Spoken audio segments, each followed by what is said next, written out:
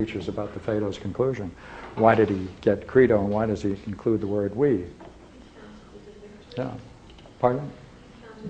This sentence of victory. A victory, a cure, that's right. Yeah. That's right a victory. Before he's about to die, yeah. he says there's a Pardon? cure going on. Pardon? Right before he's about to die, Yes. he says there's a Yes, cure. those are the last words. But couldn't we? Just makes me think of the purification process talked about in that dialogue. Like, if Yes.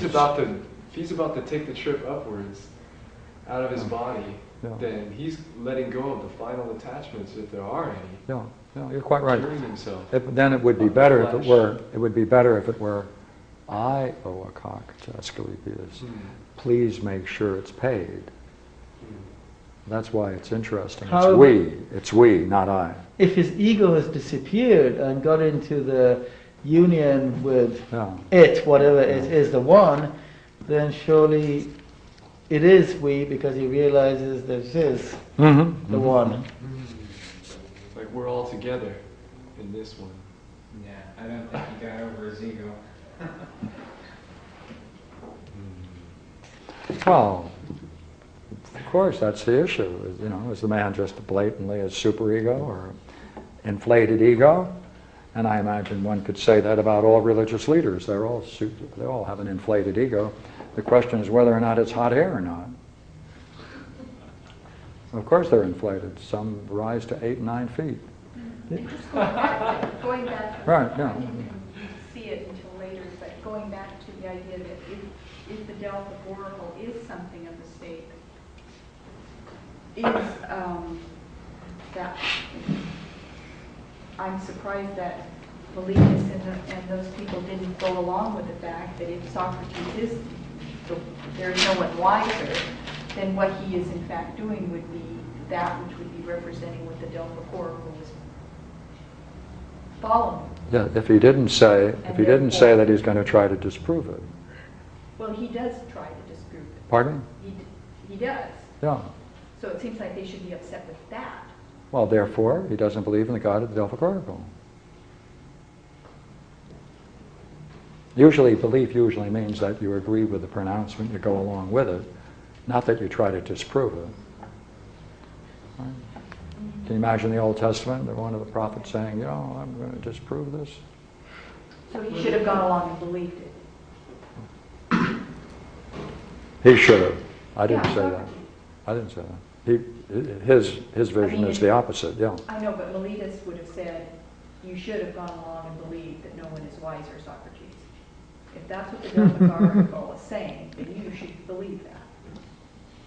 And since you didn't believe in the gods that the state believes in, therefore he's guilty. Yeah. When he says, when the cock crows, we owe a payment, is this again another one of those like universal, absolute sacrifices? Because like there's a cure, like it's a cure for him or is it a cure for all of us? Well, you want to deal with the we. Yes, Yeah. so do I. There are many ways of trying to understand that, yeah. And, yeah, So yes, there but- could be this. yeah, just for a moment.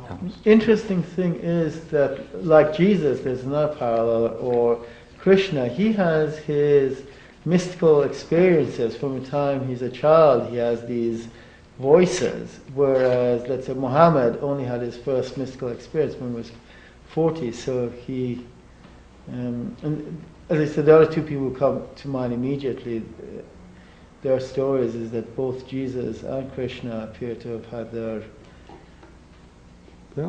Yeah. discussions with the one very early in life, whereas others, late bloomers. Yeah, Yeah, but Socrates appears to have handled it quite differently than those figures. With Well, respect to we're having- not- going about the We're questioning. only in touch with what their mythographers. I mean, you could say Plato is Luke or Matthew or whatever to Socrates. Yeah, but Plato shows the method in the way he writes of questioning, dialogue, coming to conclusions from possible premises. He has a method. does it very clearly. Yeah. Right, but I'm saying that we don't know how much of that is Plato, how much of it is historical Socrates. So I take the story and say, well, this story is what I'll analyze without caring about what portion is historical, what portion, because it is a story that is a That's teaching right. story. That's right. Mhm. That's right. He sets up There are his many teachers. people that do that. They take it ahistorically, and they don't root it into history. That's right. That's right. And since one of the arguments against that is the fact that since he puts so much concern with particular things that are occurring in a society at a particular time, that he himself has an interest in his own history. And therefore, somehow you have to balance the two. But to the degree that significant data is external to the dialogue, it's to that degree if it's significant, and not part of the dialogue, to that degree it's a weak dialogue. So I certainly think that it's often worthwhile finding out what historians have been able to contribute to it, but to the degree that what they find is significant and essential to understanding the dialogue, to that degree Plato's vision was lacking. And I haven't seen that yet. But I do think it can support it and can add interesting features to it. Okay? Thank you. We will play once more. Thank you.